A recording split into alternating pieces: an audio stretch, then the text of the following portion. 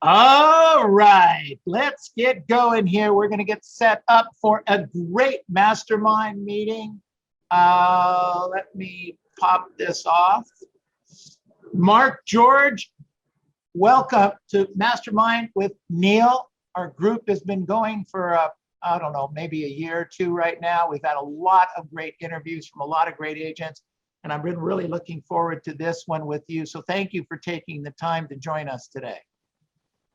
Thank you, Neil. It's an honor. I appreciate it. Well, the honor is mine. Thank you. Very, very good. So, Mark, why don't you just take a couple minutes and just give us a little Reader's Digest version of the market that you work in, maybe some of your sales volume, how long you've been in the business, and if there's any kind of interesting story to you getting into the real estate business. Can you do that for our group? Be happy to. I'm going to start off with a shameless plug. Mark George, I am with Keller Williams Realty. I run a great team here in the Orlando market. So I'm going to give you my phone number out of the chute. So it's 407-702-4307. And those with you with a referral for the Orlando market, my team and I would be thrilled for that opportunity. Mark, we Give me just one appreciate second. that. I've got an echoes. Mark, we're going to make sure that we post all of that, your information in the chat box for everybody. Thank you so much. We'll do that a couple of times through this event, but absolutely. Thank you. Absolutely. So I've been in the market here for 15 years as practicing real estate, lived here since 95.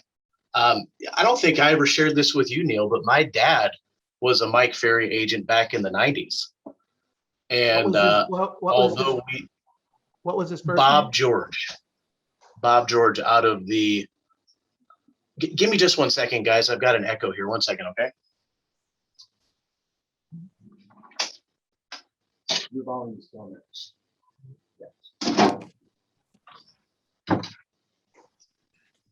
Okay, so we never had a chance to work together, but he said to me for all the years that I was in another business, he said, if you're ever going to get into real estate, which he encouraged me to do time after time, he said, you need to go see this guy, Mike Ferry. And, he had all the books and all the cassettes. And Neil, I can only imagine what your vault of Mike Ferry stuff looks like. But nonetheless, went to go see Mike down in Fort Lauderdale for an action workshop back in whenever that was, 15 years ago. I was only a couple of months in the business and signed up on the spot for coaching and have been a client and a coach ever since. Awesome. Fantastic. So tell me, when you first got in the business, I mean, you went immediately to 100 transactions and did everything Mike said, right? Oh yeah, day one. Well, if you guys remember anything about the whoever's been, by a show of hands, who's been in the market in the business for 10 years or more? Okay, there's a few of you guys out there. So you can appreciate what the 06, 7, 8, 9, and 10 just debacle was all about.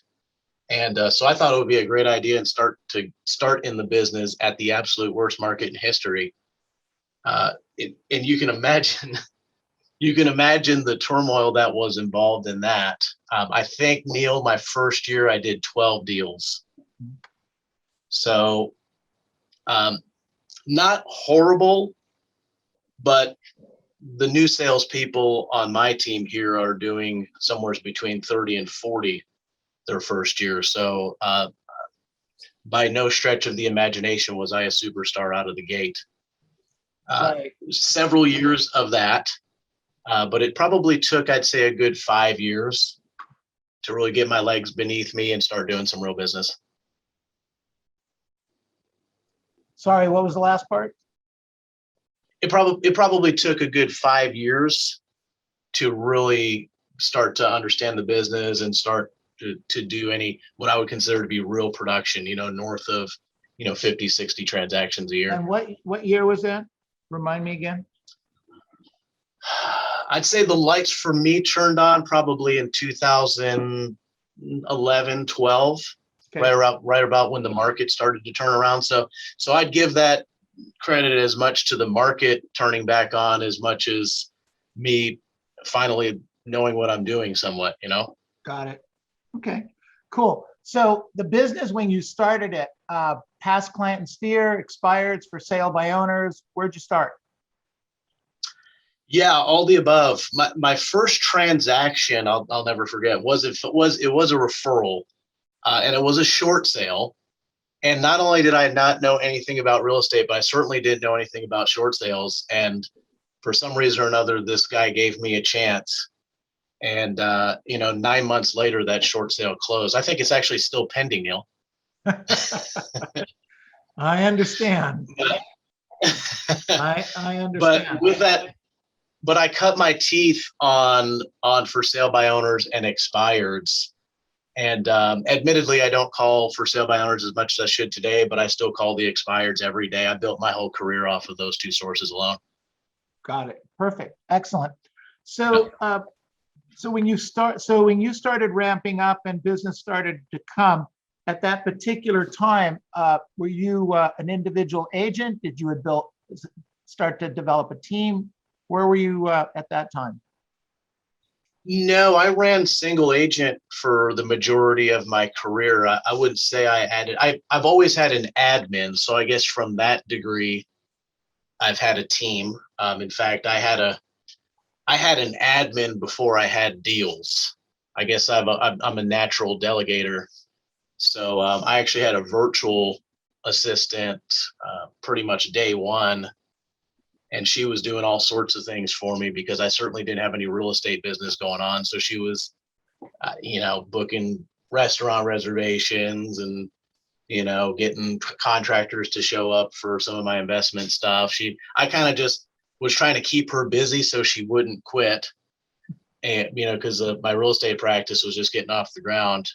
So I guess technically I've had a team the whole time, but I didn't hire a team in the way of agents until, at least 10 years into the business, maybe even more. And, have recently gone the big team route. So was it a plan or did it just happen? Tell me about that, because that's a lot of agents ask me the same question. When do I transfer or convert from this to that? And then I go from this to that. Was it a plan or just through osmosis? I had this conversation with my broker a long while back. When she started to see me coming up through the ranks, she took me out to lunch. And this is a broker like on Neil's level, guys. Not quite on Neil's level, but she's pretty good. And she's got some, I want to say 700-800 agents at this point. And here I am, she's taking me out to lunch. I'm going, oh wow, I'm either doing something right or something really wrong.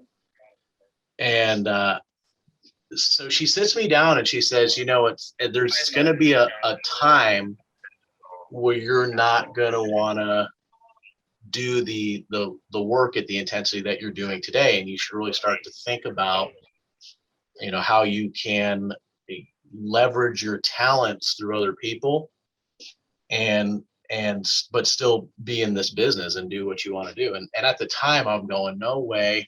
I love prospecting. I still do today. I love going on appointments and making sales and getting signatures. I'm just born that way. So at that time, this is probably about 10 years ago, it didn't really occur to me that I would ever have a team beyond the administrative team that I had at the time. And but then just over time through coaching and being in and out of enough kitchens and living rooms, there just comes a point where that experience loses its luster a bit. And as much as I loved it as an agent, and I still do, what I am enjoying now more is sharing that knowledge with my teammates and giving them the best coaching and training that I can, so they can really do well in their careers.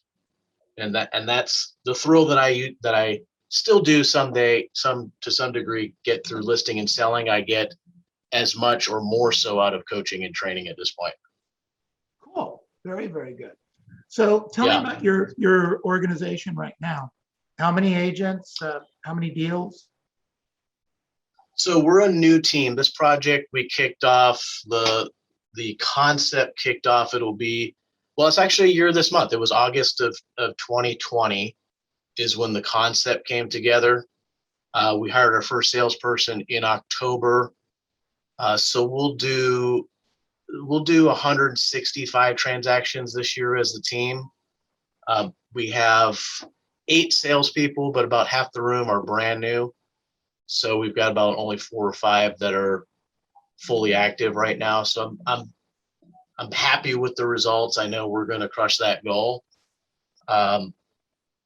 We just brought on our second admin here, who's a virtual. We just moved into a suite downstairs at our Keller Williams office, so that's going real good. And sky's the limit at this point, Neil. Kind of following your model to some degree. How many agents are you at now? 190. 190. Good for you. It's awesome. So We're thank really you. excited. 190 great agents. Well, let me ask you a question on are you generating listings to feed the group? How's that working for you? Yes, but they're also generating themselves. So we've got an expired list that comes out every morning. Some of the agents are hitting that, not as many as I'd like to see, honestly. But that's okay. That's a process.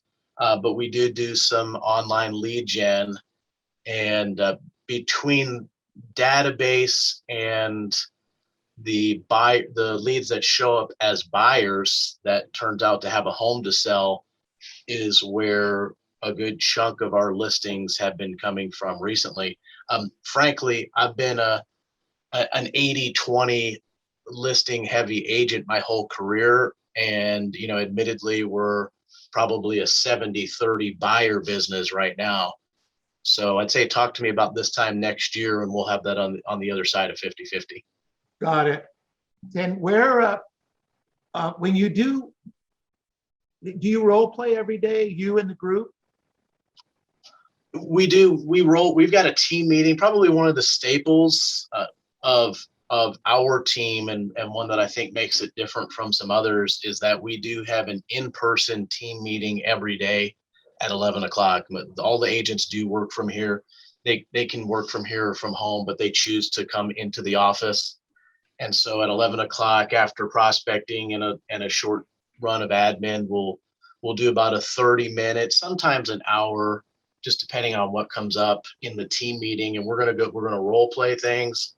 We're gonna talk about challenges in the field. I'm gonna go over a small education piece, and mainly it's a brainstorm of what's going on, what are their challenges in the field, what are the objections that they're getting, and role play those right in front of the group. And as you can imagine, for a new agent, that's a little daunting to role play at all, let alone in front of a room full of people. And so what I just share with them to say is if you can even halfway get this objection handler down in front of a room full of people, you're going to nail it in a one-on-one situation. Right. So exactly. So for those of you that are not role playing, I recommend that you do it, and with as many people and in front of as many people as possible to build your confidence. Really? I have to write that Absolutely. down. What a great idea. Yep. I love it. Thanks. So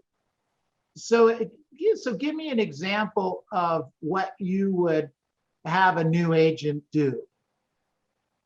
We have a little bit of half and half here. We have some agents that are looking to build a team. We have some agents that are fairly new, and we have some agents that are frustrated. They've been doing 20, 25, 30 transactions a year for the last 3 or 4 years.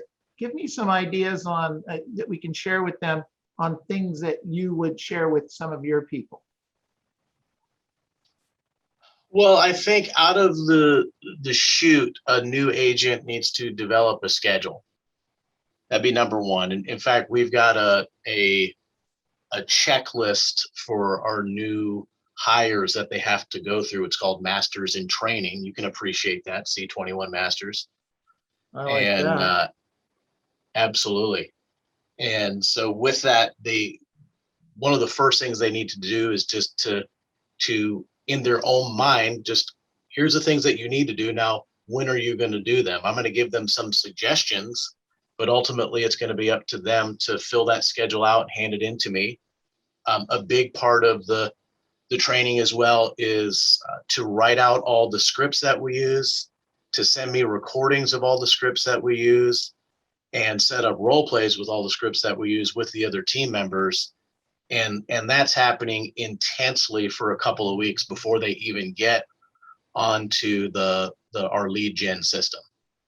So practice and role play is just an enormous part of not only just starting here, but as a new agent, guys, I would be spending half of your day or more in practice and role play because look, you could call all the expireds in the world, but if you suck at it, you're not going to list any of them. So, if you're not getting the results that you want from your prospecting, it's frankly because you're not practicing enough. So I would be practice heavy and prospecting light as a single agent. I mean, at least for 6 months, maybe a year. And if you're really wanting to crush it, probably 2 to 3 years. And you're going to do all the business that you want. Probably 15, 20 transactions out of the chute and onward up from there. And in your market, that's great money. Spend the time, commit to the practice, the role play, writing out the scripts, chanting, all the things that you hear about. And you might say, I don't need to do that. Do it, because that time that you spend a day is going to pay you millions of dollars over the next several decades. That's brilliant stuff, Mark. We appreciate it a lot. It's what we live and breathe every day. But let me ask you a question. I mean, Please. I've been teaching that for 44 years. You've been teaching it for a lot of years. How do you get people to do that when they don't want to do it, or they don't, they don't believe you? Maybe that's what it is. Maybe they just don't believe us, Mark. Robert, do they believe you? I continue. They're not going to believe me. Let's be clear. They're not going to believe either of us, and we're both pretty good salespeople, I think, Neil. Yeah. What we have to continue to do, and I do with my people here, is put ourselves and put our agents into selling situations all the time, and they don't need to miss too many opportunities before they realize how bad they are, and it's time to start practicing. In fact, I have one of my great agents here, Brent. He came to me the other day, and this is a great agent. He's going to be one of the best. I put him out on a door knocking situation, and he came back to my office and he said, the first word out of his mouth was, "Man, do I need to practice." And that, and it's just, you put yourself in enough situations where you see an opportunity and you didn't get it just because you weren't prepared. And I think that's enough for anybody that's driven in this business to know what they need to do to take down the next one. Generally speaking, I think that you should be right, or you're right, but yet they don't take us up on it for some reason. But let me ask you this. I would be willing to bet to add on that, Neil, that anybody who's got that attitude are not putting themselves in enough selling situations. No, you're right. Okay, because everybody is a success from the office. Right. So what about previewing property? Is that valuable? Is that important in your list of things to do for a new person? Have you been reading my Masters in Training checklist? Maybe. So our people. I'd love you to send me a copy. I'd like to compare it to something. I'll send you what we're using. So everybody here, before they get turned on to leads, they have to preview 2 homes. We service 5 counties here: Orange, Osceola, Seminole Lake in western Volusia County. And every team member here, before they can get turned on to leads, they have to preview 2 homes in each county.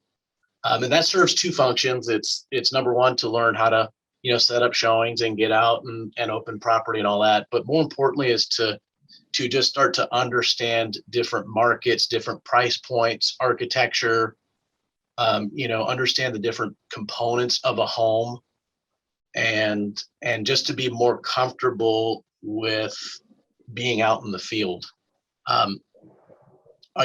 Tony Smith, those of you that don't know Tony, he's the VP over at Mike's office.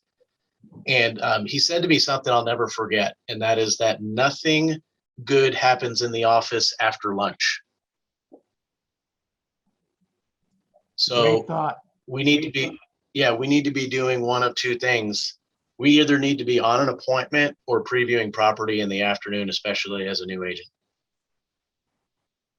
Or door knocking. I guess that'd be 3 things. Right. But that's get out in the field. If you're sitting in the office, guys, now granted, well, I guess it's only noon there, but as soon as this Zoom is over, I'm expecting everybody to be out in the field. That's your afternoon thing. Mark, in our company, the training is 5 previews a day, 5 days a week. But, I would take 2. Neil, we can tell them what they have to do all day long. What they actually do is, Right. is the joy of coaching and training independent contractors, right? Right. Absolutely. Very, very good. So you reading any special books? I mean, you got to keep your mind set up. You're running your team, you're encouraging yourself. You've got up days and down days. Any special books, anything that any YouTube videos that you are into? I've been reading a book called Blink, is one that I just recently finished again. I've probably read that one a couple, 2-3 times now. Another one called Traction, Yeah. which is more of a business development book, which is real good. And on the YouTube thing or podcast thing, I've honestly been listening to a lot of crypto stuff. That's a very interesting space that I've recently gotten involved in, and trying to figure out how we can combine real estate in that space in some way. So I'll have to get back to you on that. Got it. Another great one, which again, going back to our colleague here, Brent, is reading, is the Jeb Blount book, Fanatical Prospecting. I recommend that as a regular read, and then as an absolute annual read, How to Win Friends and Influence People. If you haven't read that one or haven't read it inside the last year, pick it up and read it again. Yeah. But we do have on our Dropbox, we have a recommended reading book, which is a Word document. So I encourage all the agents to add any great books that they're reading to go ahead and put on there as well. It's super important to keep expanding our mind outside of the real estate space.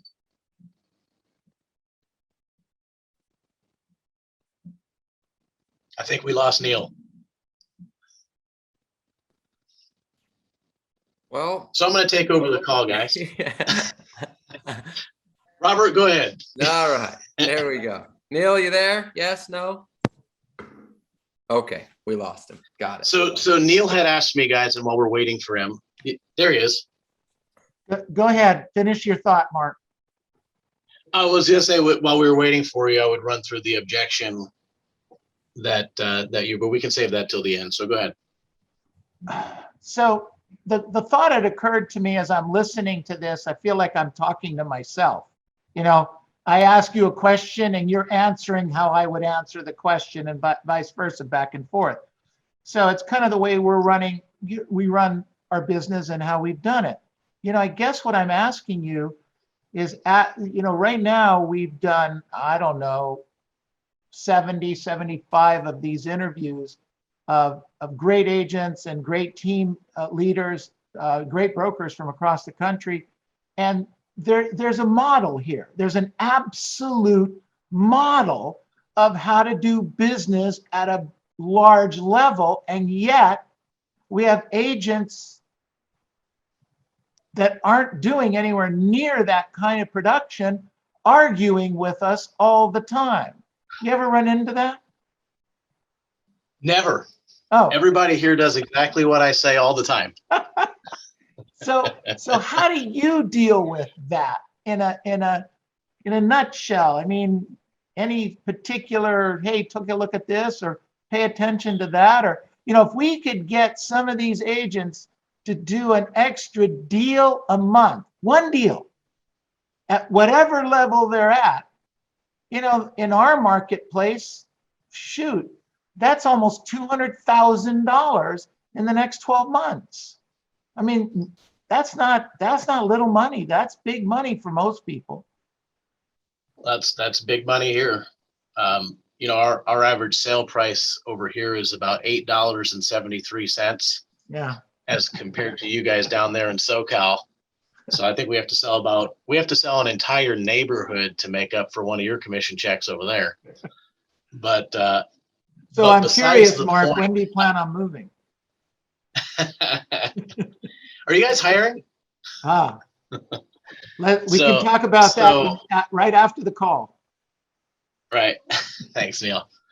I think we're selling to our salespeople no different than our salespeople are selling to the client or the prospect in that way. We have to show them the advantage, right? We have to through asking questions and then through their peers' experience, I think is the best way to demonstrate that value. Because Neil, you and I here you're a longtime veteran. I'm probably a mid-grade veteran. We can tell them what they need to do and tell them the benefit, or we can simply ask them, what advantage do you see to doing this? And how would you feel about talking to, our agent over here and asking them what are the things that they did? If you guys aren't talking to each other about your successes and how you got them, you're missing out on a big opportunity. I mean, I would encourage everybody on here to be talking with each other on a regular basis. What are some things that you're doing to take that last listing here to make that last sale? And something tells me that there's a high likelihood it's something that Neil told you and Neil had told the other agent for that thing to actually happen. And it paid, right? So I think it's a lot of cause and effect, but I think peer influence is equally or more important than our influence. That's a great thought. Fantastic. You open to a couple of questions right now? Of course, yeah. Good. All right, so questions for Mark, questions from the agents for Mark. Anybody have anything they want to ask before we go on with the program? No one? Go ahead, Josie. Okay, it's not so much a question as an observation. Mark, thank you very much for spending that time. Neil wasn't kidding. Thank you, Josie. When he said that you sound just like him, because, one of the things that you said was, you don't want agents in the office in the afternoon. They should have either be on an appointment or previewing or door knocking or something. We heard that same thing from Maverick a few weeks ago. And the other thing you said about sharing, well, you came in early on this call, and I know that Robert and Neil both are always asking, give me a win, give me a win. And that's exactly what we do here. And this many, well, we have 60 people, but usually there's 30 to 40 people that are sharing, that are listening in every day at 12 to 12:15. So yes, you're doing the right thing. Absolutely. And I learned from the best. It shows. Good stuff. Thank you for that, Josie. Thanks, Josie. Appreciate that. Other questions for Can I ask Mark? questions? Amir, go ahead. Yes. So two small question. Number one, since you're big with scripts, what type of scripts are you using? Same as Mike Ferry, all the Mike Ferry script, or do you have any other ones? And number two, do you use dialer in order to call? And if yes, which type of dialer or CRM? Yes, we do use the Mike Ferry scripts for the listing side. We do have a pretty buyer heavy business, so we've adopted a buyer script for both inbound and outbound, which I'd be happy to share with you guys.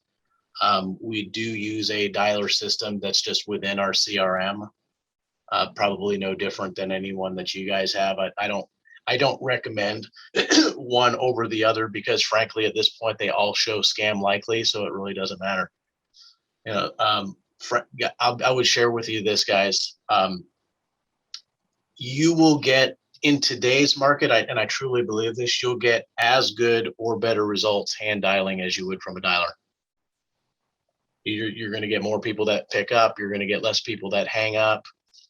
And the technology today, the phone companies, it appears they have a leg up on us with the, telemarketer, scam likely, all that kind of warning information that's coming up. My salespeople are having as good or better results.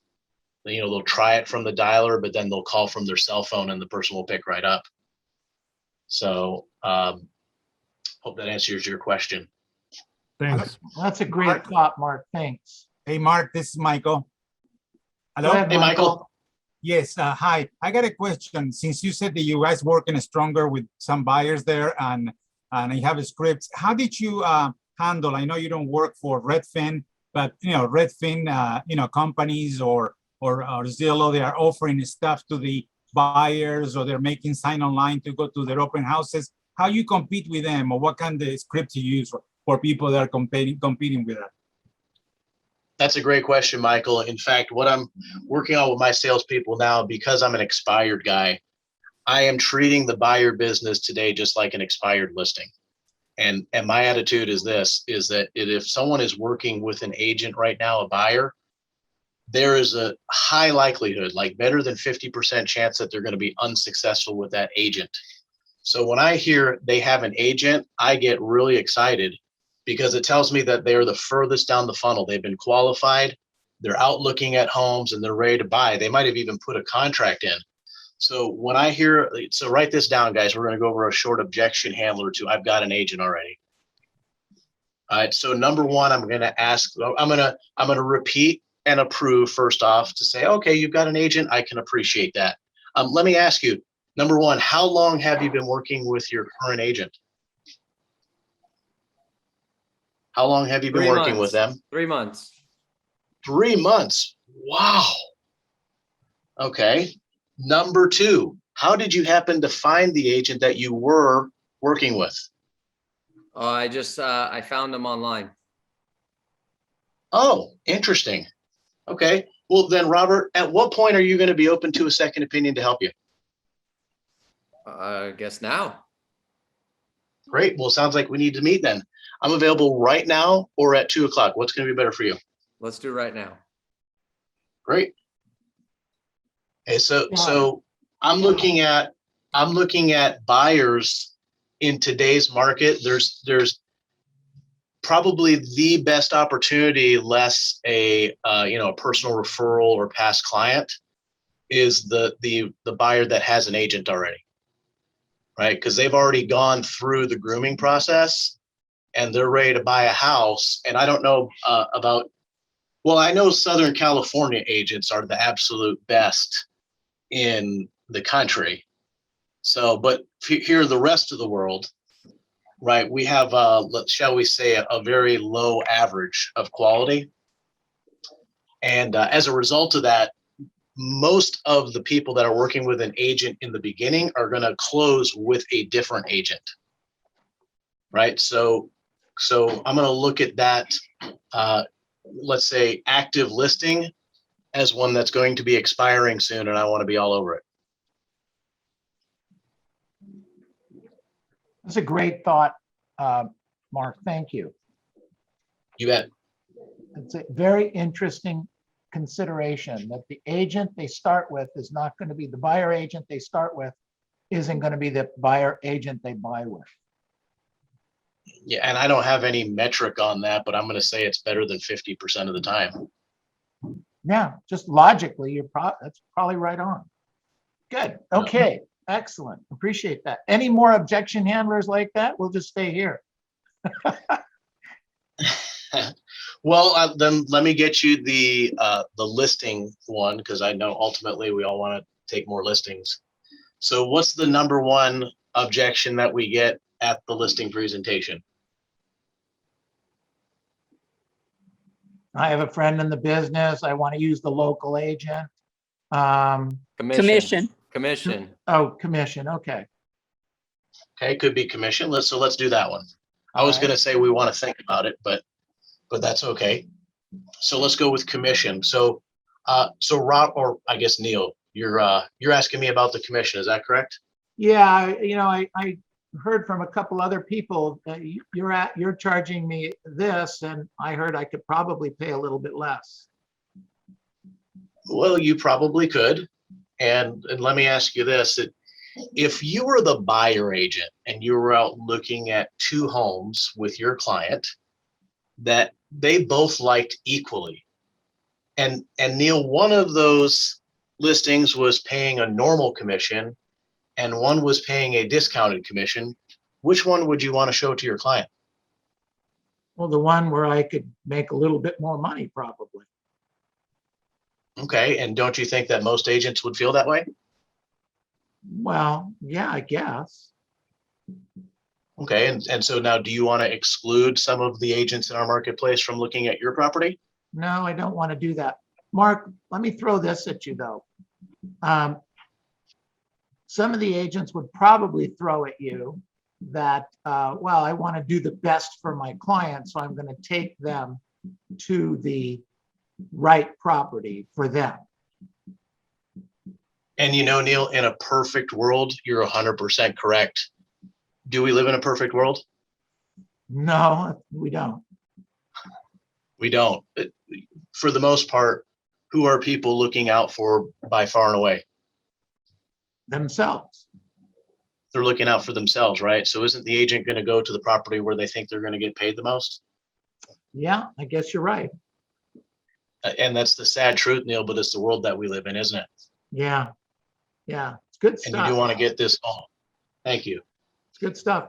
So you wanted to go to the one and we want to think about it. So did you have something for that?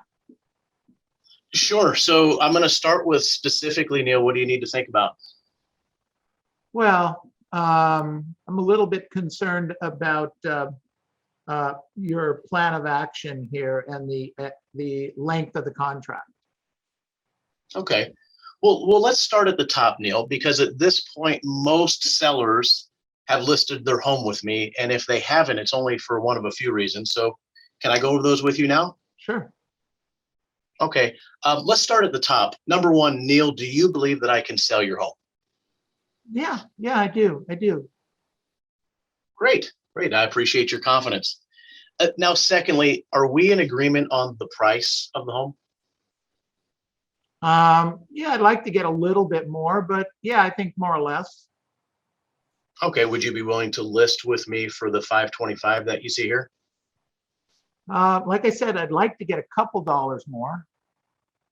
Okay, so perhaps we should go back to the CMA and go over that again. So let's Okay. assume for a second that we've done that and now we're in agreement on price. Okay. So now let's cruise over to the net sheet here. So Neil, this bottom line number, what you walk away with at the closing table, are you okay with that number? Yes. You are? Okay, fantastic. Yeah, I mean. And now our company, Okay, go ahead. go ahead. No, I Sure. was gonna say, I'd like to shave a little bit off of that. I was just not being consistent with the price. I'm being more consistent with the price now. I Sure. want more. Uh, Sorry, I messed you up. And that's quite all right. I want to be taller, right? So the question is do you want to, can you live with this number down here? I think it would get us to where we need to go. Okay, fantastic. Now, company standard here, 6-month term. I'm sure that you understand that. Can I share with you some great news, Neil? Sure. It's only taking us 12 days to get our homes under contract today. So will that work for you? Yeah, that'd be great. Okay, fantastic. And then lastly, to your point, the plan of action. Now, when I called you earlier, you mentioned that you had a chance to review that before I came out here. Is that correct? Correct. Are you comfortable with the plan that I'd sent to you? Yeah, I kind of would like to, one of those whirly things that they do to take pictures. I didn't see that on the list. Okay. Well, then let me point it out to you. See, it's right here, drone photography when appropriate. Ah, okay. Okay. So any other questions on that? No, I guess not. Okay, so then clearly we've handled everything that's involved in you making the right decision today, haven't we, Neil? Yeah, I guess. Okay, great. Then all I need you to do is go ahead and sign the contract so I can get you to Orlando in the time that you want. Won't that be great? Would be great. Awesome work. Good stuff. Sounds like you've done that once or twice. Just once or twice. In fact, I've got one of our best going on an appointment right now, and when we just went over that line of questioning there because she had some concerns over those very objections. I said, okay, well, let me get warmed up for Neil's call. Well, that's great. You did a great job with it. Excellent. Thank you. What do you think your superpower is, Mark?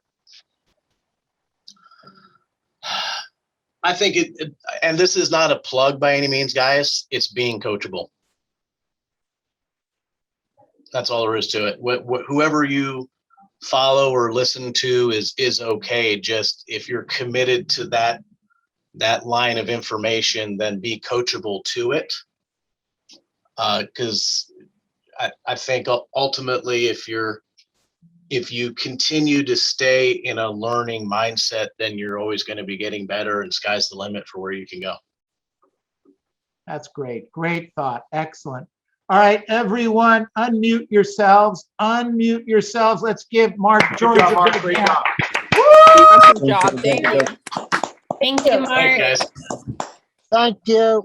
Fantastic. Absolutely, Bill. Fantastic, Mark. It was really good. Very well done. Mark, what we do now is we kind of take a few minutes and review what we learned today. And you're welcome to stay and listen in, or if you've got a hard stop, we certainly understand it. We're going to make sure that your information is posted in the chat box again before we end up our call here today. And if anybody's got referrals into your marketplace, we want to make sure that they get them to Mark George and his team. Again, thank you Thank so you, much, guys. Mark. Really, really good job. Excellent.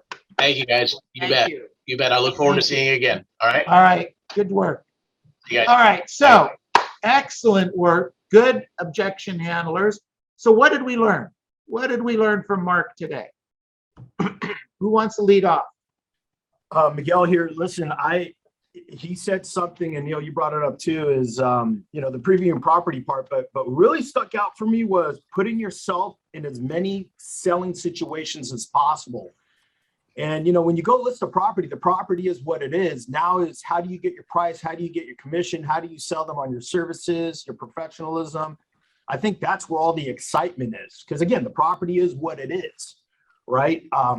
I go further to say that I'm always selling something. I'm selling my clients, even after I have them under contract. I'm selling you're selling your agents, you're selling your family.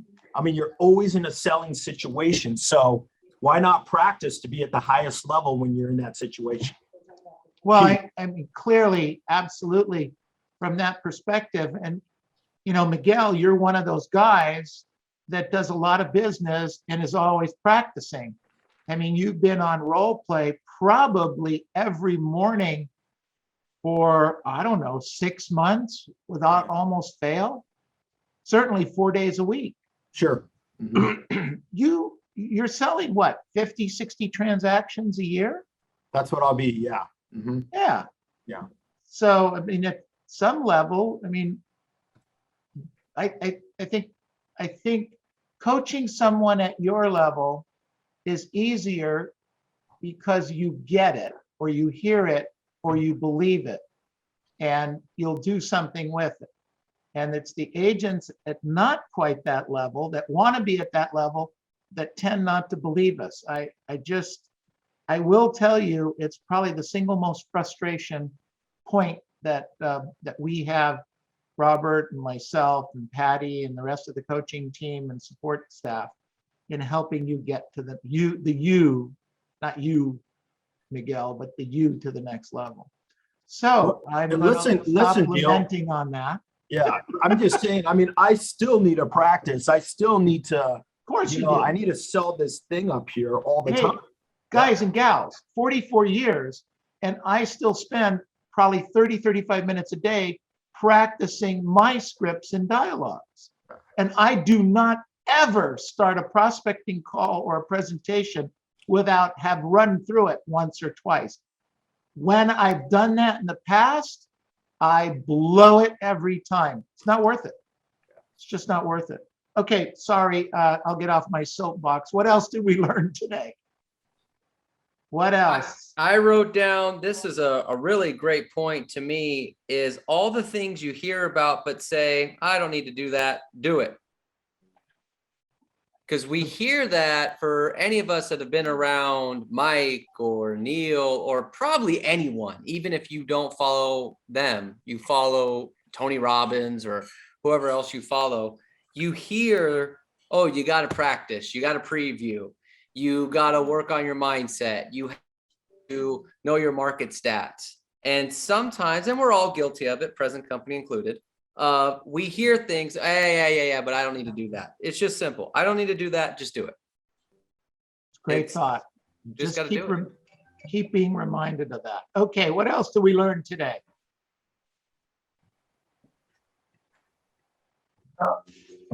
Practice Go ahead, makes. Yukiko, go ahead.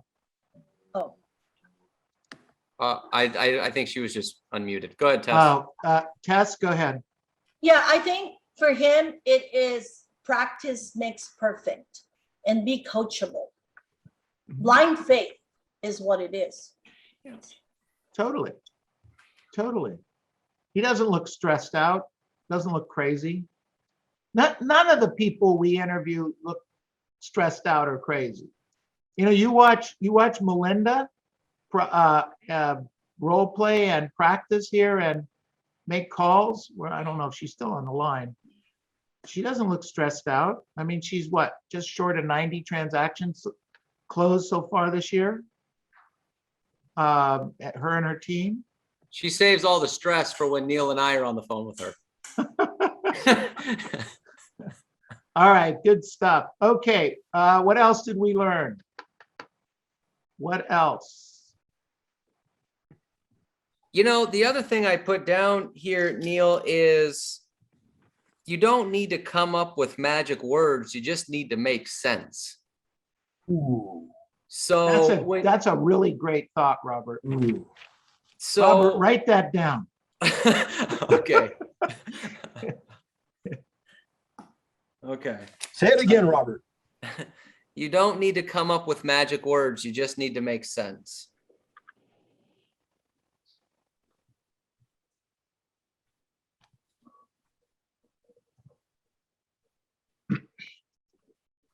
Love it. I'm gonna get that tattooed on me, Robert.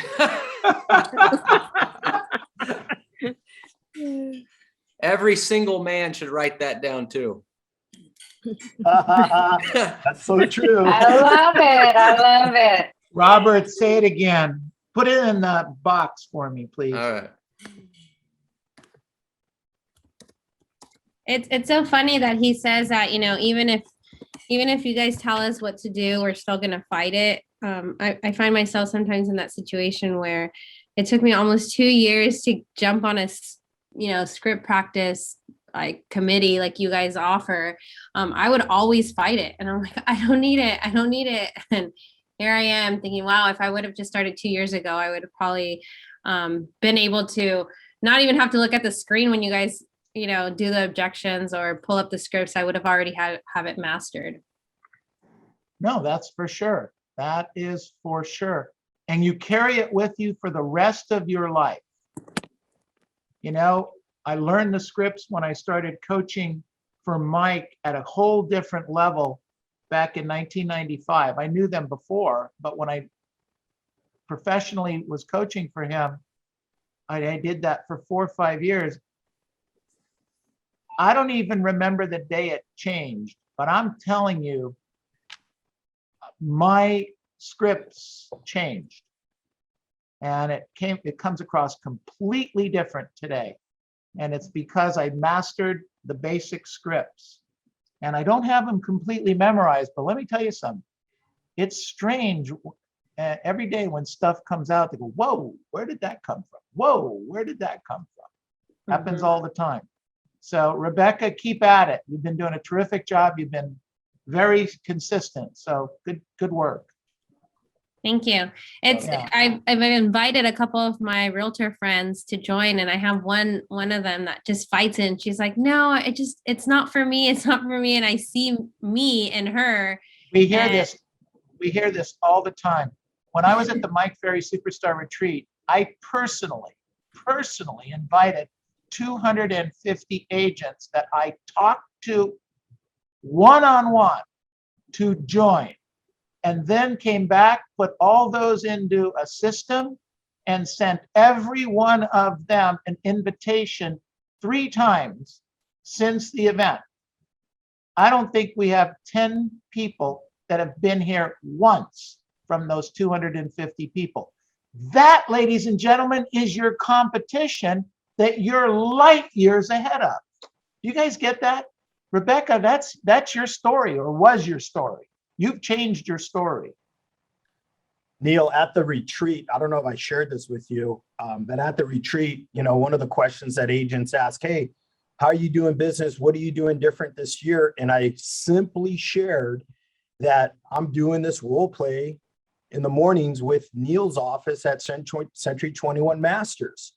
And that has helped me, blah, blah, blah, help me here, help me say this and corner the close and and then I talked to him about hot mic. And the minute I started talking about role play and hot mic, I lost them. They weren't interested. And I was blown away because we're talking about people that are sitting in the front. Yeah. What can we do? Yeah, and need the money. I didn't get it, but I get it because I'm here. Right. So Well, Yukiko, that's to, as Neil always says, from an agent, you should always have a giant smile on your face when you're doing the activities, because as Neil says, that's your competition. So all the agents, so you say, oh, you should come, and they go, oh, I don't want to do that. That should just put a smile on your face. Like, oh gosh, I hope we go on a listing presentation against each other, because I am going to kick your, you know what. So as a coach, it's frustrating. As an agent, it should have a giant smile on your face. Like, this is who I compete against. Oh, this is fantastic. I love it. I don't want to monopolize the time here, Robert and Neil. Did you guys listen to his objection with how he treats a buyer as an expired? It's not that we're out looking for buyer, and it's whether you do buyers or sellers and whatever your business model looks like. But the point is, how long have you been listed with the same real estate agent, right? How long have you been working with the same real estate agent? The scripts can be, you memorize them, and then they just, like you said, they pop into a sentence, whatever situation you're in. It's unbelievable.